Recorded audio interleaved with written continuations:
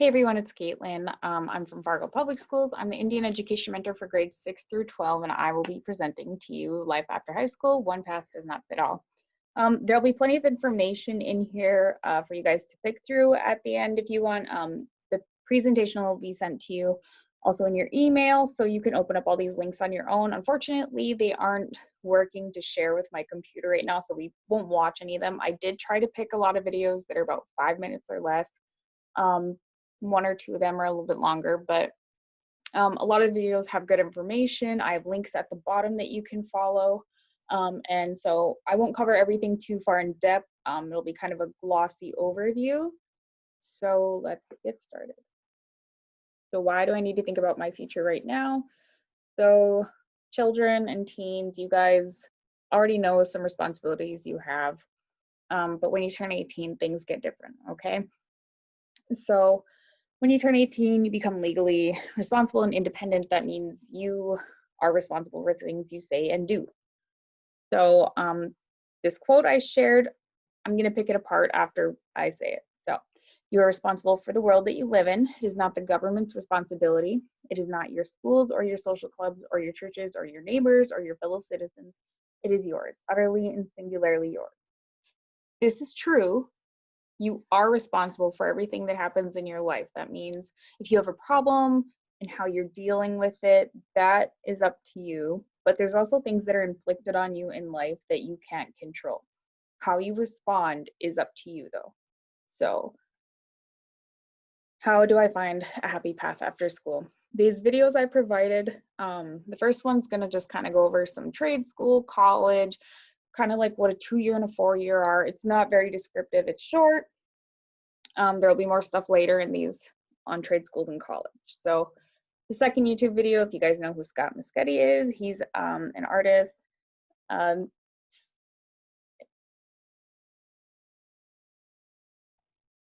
musical artist. And then the last video is by Michelle Obama. It's Who Are You Going to Be? And it's a very good and powerful speech. It's simple, and it goes over some of the values that people will look for when hiring you. And it's not necessarily, did you go to an Ivy League school? What was your GPA? Kind of about work ethic and stuff. So whatever your political views are, they'll give the video a chance. So critical thinking, I'm always really pushing this, trying to get my students to think when I talk to them. I ask them questions, I ask them the tough questions, and I think it's really important for development. So with critical thinking, first says formulate your question. This is a 5-step process that you can help develop your critical thinking skills.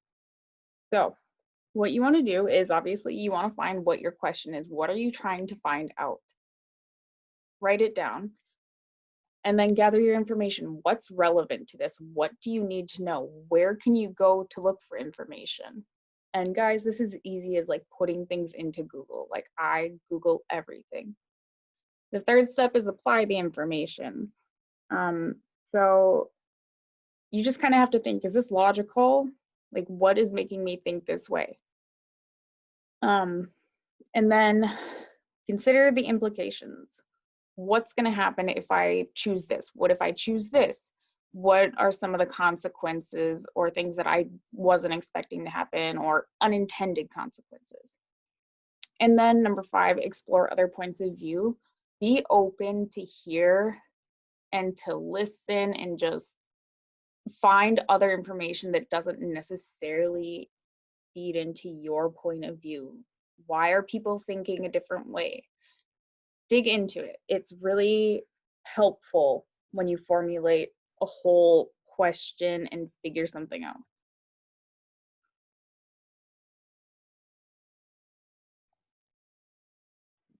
So this slide is about health, and it's just a few things you need to look out for. Yeah, I know I'm supposed to be giving you kind of college and life information for that, but this stuff is just as important when you apply it to your life. Your health is just as important, and you need to put your health first. So one of the things right now, especially because we're in COVID, we're sitting at the computer a lot. Posture, work on your posture. There are so many side effects from having bad posture, and I have firsthand experience with all of it. I have a lot of migraines, which have gone down since I've improved my posture, but I had neck and back strains and everything, and that really does affect your day. It gets so bad, if you don't get it taken care of. So just work on your posture a little bit. Oops. Also very important is to understand how stress works and affects your body and your mind. So these stress YouTube links I put, these will give you an understanding of what stress does to you and how, you can, excuse me, how you can relate this stress to your mind and your body. And it goes over a lot of really good information that you can really take in and just.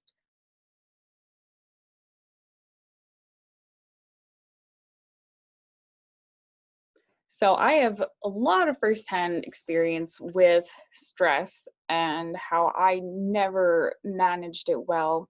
I always thought I had a high tolerance for stress, but what the effects did to my body and everything, it was just really, really overwhelming. So, very good knowledge to have about stress in these videos. And it's also very good that you remember to put your health first and make sure that you are finding ways to relax and de stress. Um, Food in your brain, also so important is the food that you eat and what you're putting in your body. I have recently, I'm 26 guys, and I've recently decided that I probably should eat more vegetables. And I do not regret it at all. I feel so much better when I'm actually eating vegetables. And the great thing is you can just eat vegetables with other food. If you hate the taste, you can totally mask it with something else. Just try to make better options. Better choices, sorry, and just look at what your options are. So I talk about mental health a lot with my students, and I talk about it a lot in general because there's always that stigma about it, and I don't think it's talked about enough with students. So people sometimes don't even know what mental health really is, and sometimes they think it's just your emotions. It is so much more than that. Okay, so it says mental health includes emotional well-being, psychological well-being, social well-being, and involves being able to navigate successfully the complexities of life, develop fulfilling relationships, adapt to change, utilize appropriate coping mechanisms. And guys, I need to stress on appropriate, because you can cope, and what you're using to cope is not a good thing. So make sure you're making good choices when you're coping. Realize your potential, have your needs met, and develop skills that help them navigate the different environments they inhabit. So guys, one of those important things I want to point out is so many students have anxiety in school, and just leaving their house in general. And I am one of those people that I have been affected personally by that, of course. I always had anxiety in school. And even to this day, I still have social anxiety, but it's better than what it was. And part of that is practicing. So of course, it's not just all easy as that. There's other things that affect you too. And sometimes you might need to go see a therapist or a counselor. I've seen those people too. And I'll share more about that throughout my life experience with things. But please just make sure you're keeping up with mental health, okay? And so these are going to talk about mental health deeper, what they are, and just give you more information on that, break the stigma. Some of us may know that the stigma around mental health comes from history and mental institutions and what people were seen as if they were mentally ill. It was just very frowned upon. Nobody wanted to come out about it. Nobody wanted to say they had mental health issues. But mental health does not discriminate. It can affect any one of us. It does not matter who you are. And another one here is PTSD. And I think that's really important because we are really trying to get more information about the intergenerational trauma that Native Americans have suffered from and still affects us to this day, intergenerational trauma. So I think PTSD is one of those things that's really important that it's often overlooked, I think. And even in my own personal experience, is very overlooked. So use some discretion, but these are good things to talk about. Okay, so as I already mentioned, attending college isn't for everyone. That may be now, that may be later. You may want to take a break and then go back to school at some point. I did things like that too.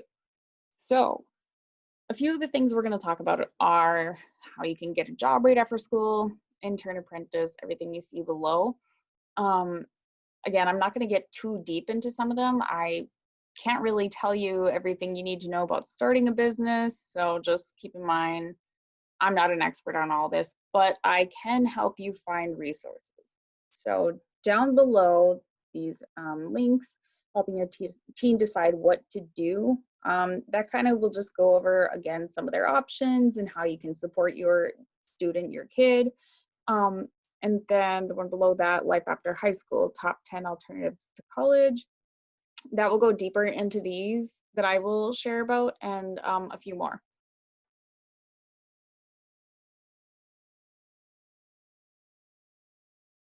Okay, so the first one we're going to talk about is just jumping into the workforce right after high school. These are just some pros and cons, and these might not be pros and cons for everyone. So the first pro I have is financial independence. We all want to have our own money, right? Like that's normal. And that can be really hard when you're in college full time. I know personally that it was really hard to work and go to college when I was a full time college student. And I was working a full time job. I even had two jobs at one point. It can be really overwhelming. Another one is opportunities and knowledge. Your firsthand experience is the best. Of course, you want to go have experience and from a job. You want that. That's one of the greatest things you can have for job experience. Some of the cons is if your education is on hold and you're seeing your other friends get ahead in their education while you're just working still, that might kind of bother you. But again, you might also just think, hey, I'm out here making money, getting some job experience. I'm doing okay. This isn't necessarily a con. Um, and then working before college. So you might see some of these perks and benefits that you can get while working. One of them is having that steady paycheck, and then just some other benefits you may get from working, like having more time off. You might get that. And then a con is a lot of jobs are competitive. Sometimes they may look at educational experience, and if you don't have that and the other applicant has it, they might choose that person over you. Or not necessarily that, maybe they think that your hands-on experience is more important than the education, and you may get it. So with internships and apprenticeships, you will see more common in the US as internships. And basically, those are very much for college students. I don't really see many that aren't. That doesn't mean there aren't any. But these are really short, usually about a summer, a semester, or something. They're not too expensive. But typically, this stipend is going to be very small if you even get one, or you may just get college credit for it, which is great, or you may just get experience to put on your resume, which is great too. But again, pay is nice. Apprenticeships, yeah, you definitely see these more common in Europe or with trade skills. Um, Better pay than an internship, and you're getting the hands-on experience. And these apprenticeships are longer typically. You can see it's 1 to 6 years typically. And of course, you have a strong chance of being hired once you complete it because they put in all this work and time and money into you. Of course, they want you on the team. So as I said, I wasn't going to get into this business too much. I'm not a pro on it, and I definitely don't want to give the wrong information. So I provided a link at the top here, how to be an entrepreneur. I think it's a nice little video that kind of gives some information on things that you should be thinking about if you want to start a business or make a product, what you want to do. And as you can see, although a college degree is not mandatory, attending college can be very helpful as it teaches you skills, as you can see the ones listed. Consider gaining experience before starting your business, evaluate your skills, industry, passion, experience, all that stuff. You really want to make sure that you have some financial stability and know what your support systems are. So sometimes education, I just feel like personally, this is just me, that a lot of businesses and business owners probably need at least like a 2-year degree. Um, Not necessarily need, but it would be really good because school can provide you these extra skills. And then down below, there's 8 tips for entrepreneurs and should you skip college to start a business. So one of my favorite slides to talk about is going to be this page for travel. Um, I did study abroad in 2019. I'll get back to study abroad after. So I did 6 weeks in Spain. And then at the end of my 6 weeks, my mom flew out and met me in Spain, and we went on a 3-week journey across Europe. So these are just a few places we visited. And I wanted to talk about travel because I think it's important that students get out there and explore and understand that everyone can travel. Um, it's not always cheap. And I can definitely tell you that I did not find the cheapest ways on my trip. I definitely spent more than I should have, but I definitely do know some of the ways to get around that and the cheaper things to do. I'll get back to that when I talk about study abroad as well.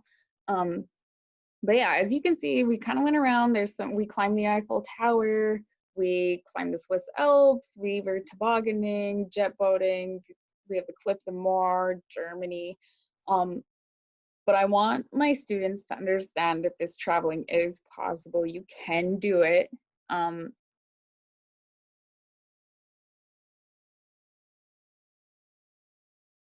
So the military, I left this slide kind of blank for a reason.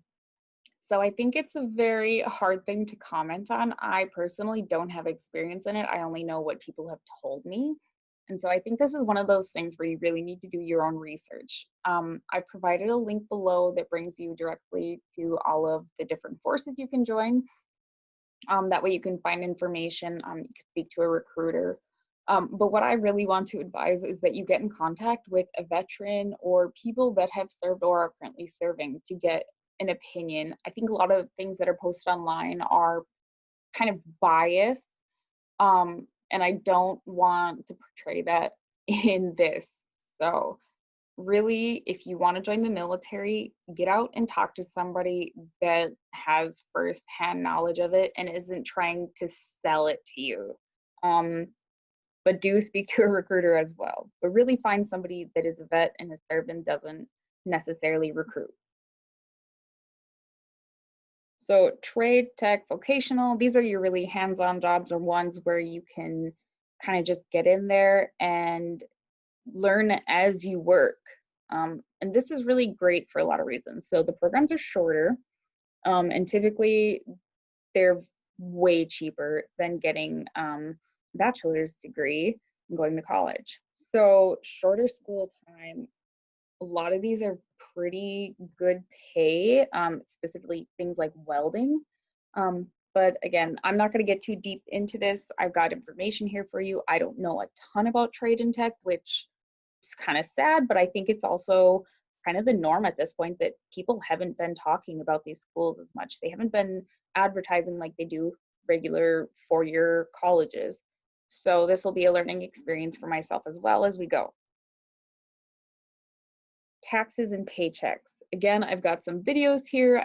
Fortunately, I can't open them, but I wanted these in here because students, people don't really talk to you about taxes. My first time filing taxes, I was like, what do I do?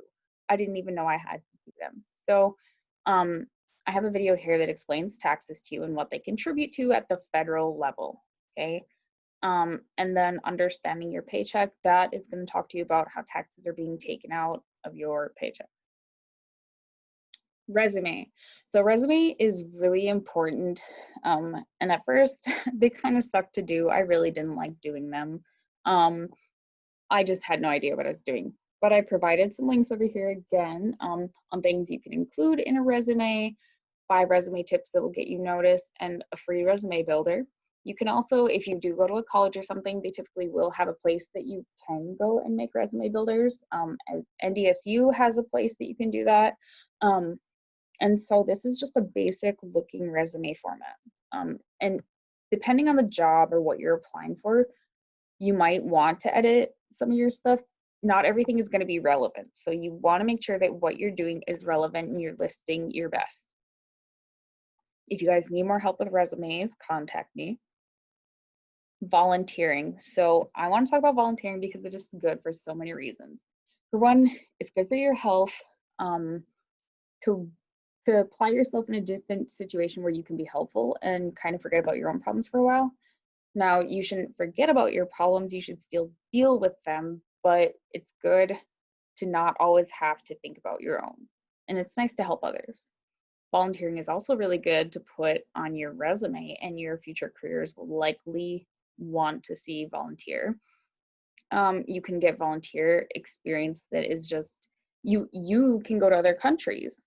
So connecting this to the traveling, you can go to another country and you can volunteer. There's the Peace Corps and other things. And you can make some really great connections there. You might even meet a future employer while connecting and volunteering. Okay, so this quote says there are many success stories of millionaires that didn't attend college or dropped out, but it helps to play it safe and obtain a college degree as a backup in case your current job or business idea doesn't work out. This is all very true. You guys should always have a backup. That's why I push so hard to just say, just at least get your 2-year degree started. It is a really good backup to have that. And you may not want to go back to college later if you do change your mind. So I'm providing here a college application checklist. This is the kind of information you're going to want to get ready if you're trying to apply. If you have a list of schools you're applying to, great. I know I'm not going to provide information on how you should find the right college for you right now, because it really is a personal thing that you guys need to kind of get your information together, what you want to do. And if you want to come to me personally, I can totally help you get resources. But it's as simple as just putting in like a Google search, how do I find the right college for me? But some things you should consider are money, location. If you're going to stay in your state, so say North Dakota, you're probably going to have a lower tuition than what you would pay in another state. But depends on the college you want to go to or where you want to go. So I want to talk about study abroad now, because it was such an amazing program. Guys, apply for scholarships, try to get tuition waivers, things like that. Study abroad, I had an extra tuition waiver for a semester. I had already had all my requirements done, but I wanted to use my last semester up, so I applied that tuition waiver to my study abroad. I went to Spain for 6 weeks to study Spanish. As you can see, we saw lots of cathedrals and churches, and I also made a weekend visit with my friends to Portugal. We got to go on the ocean. We were kayaking out there. But I really want to just push study abroad on you guys and traveling, because it is so amazing to get out there and learn about other places and just get to be in another place. There is so much out there and it is so great to travel.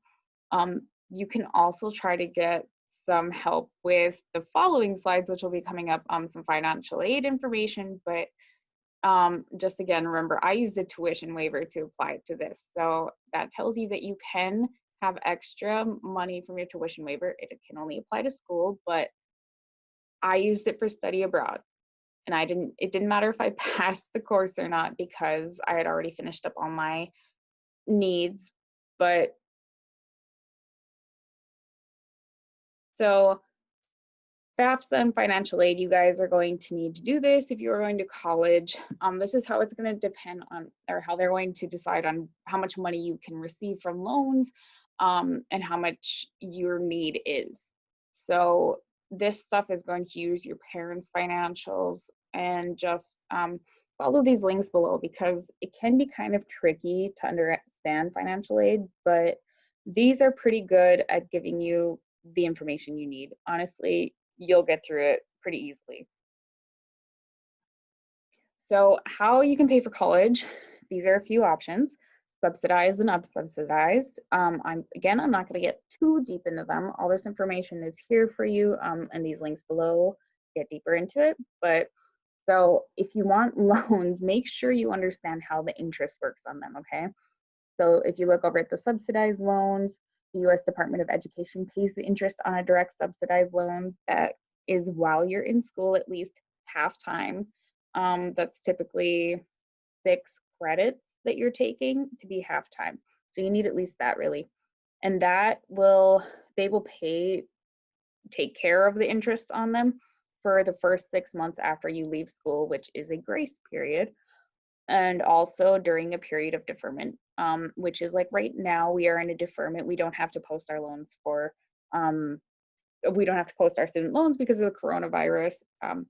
So just keep in mind, if you're going to do subsidized, you do have a 6-month grace period after you graduate, and that does come in handy. Unsubsidized, please don't take them if you don't need them. You will be responsible for paying the interest on these loans, okay, during however long. Scholarships, grants, fellowships. Fellowships we won't touch on much because that's mainly for when you get to grad school. Scholarships and grants though, guys, this is like free money. Just look out for what you can apply for. There are so many scholarships and grants, and there are a lot, there's ones that are open to everybody that can find them, and there's also ones that are just for your school. So scholarships, you do not need to pay them. Grants, you don't need to repay them either, but make sure that you are checking out all of your scholarships. These are some resources. I haven't listed all of them. These are a lot of just the American Indian scholarships that are available. But guys, there's things like the Coca-Cola or the Bill Gates scholarship. There's things that are full rides out there. This is just a few. And if you need help, just let me know. And again, they can be different for your school. If you look at your school's programs and look at what scholarships are available for you in that program, they change school to school. This is just a list of tribal colleges near us. And a lot of these are trades and techs. They do offer a lot of those welding programs and stuff, and 2-year and certificates. So if you guys are thinking about a tribal college, they can save you some money. And I went to a tribal college for 2 years before I transferred to NDSU. When I went to NDSU, I started off in food science, and after 1 semester, I quit and I took a break from school because I had had things happen just before I moved, and I just was not ready to do this. So I did take some time off. I eventually got back in and I changed my major about 3 or 4 times after that, eventually ending up with political science. So guys, it's okay to take breaks from school, to not be in the same thing that you started with. I switched 4 or 5 times. So if you have any questions or if you'd like more information, you can contact me at my number, or in your email that was sent with this PowerPoint link, we will have my email and all my other information in there. So if you have any questions, or again, if you want any more information, just let me know.